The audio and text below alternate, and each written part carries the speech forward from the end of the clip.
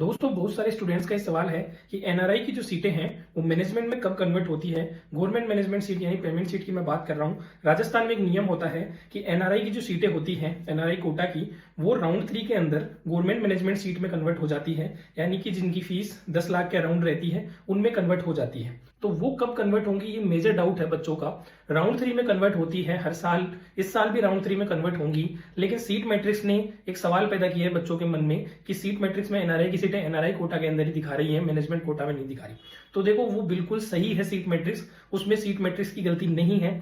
NRI की सीटें management में कन्वर्ट राउंड 3 में एनआरआई के बच्चों को अलॉटमेंट के बाद होता है, यानी कि जब राउंड 3 का आपका रिजल्ट आएगा उस दिन ही वो प्रोसेस होगी। अब पहले क्या होता था कि राजस्थान का राउंड 3 क्या ऑफलाइन होता था, इसलिए पहले दिन एनआरआई के बच्चों को बुला लेते थे वो, और जितनी सीट बच जाती थी नेक्स्ट डे वो नेक्स्ट डे से ऐड कर दी जाती थी मैनेजमेंट कोटा के अंदर।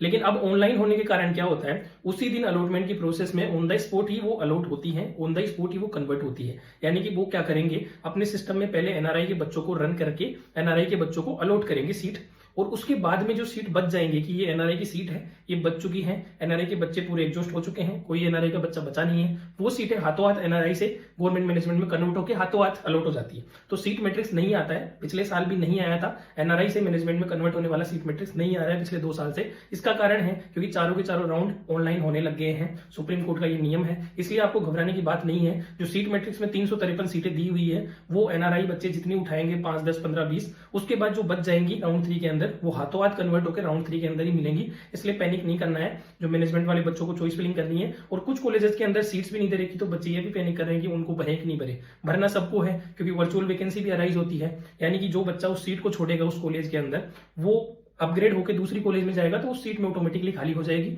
तो सभी कॉलेजेस को आपको भरना है, किसी को भी आपको छोड़ना नहीं है जो आपकी रैंक के अनुसार है। यानी कि किसी बच्चे को बूंदी मिल गया था सेकंड राउंड के अंदर, तो उसको बूंदी से ऊपर ऊपर की जो उसको बेटर लग रही है वो भरनी है।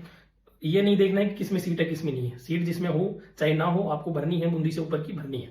तो ये मैंने आपको सारा बता दिया है। डॉक्टर काउंसलर टीम से अगर आपको पेड काउंसलिंग करवानी है तो आपके लिए काफी अच्छा ऑफर है। प्राइसेस हमने काफी ज्यादा और डाउन कर दी है, क्योंकि जैसे जैसे काउंसलिंग खत्म होती जा रही है काफी कम राउंड्स बचे हैं अभी, इसलिए हमने जो प्रीमियम प्लान की प्राइस है वो 3000 कर दी है, और बेसिक प्लान की प्राइस है 1000 कर दी है। बेसिक प्लान में कॉलिंग फैसिलिटी नहीं है और प्रीमियम प्लान में आपको कॉलिंग फैसिलिटी मिलेगी। फीचर्स आप स्क्रीन पे देख सकते हो। तो ये था आज की इस वीडियो में, मिलते हैं नेक्स्ट वीडियो में, तब तक के लिए जय हिंद।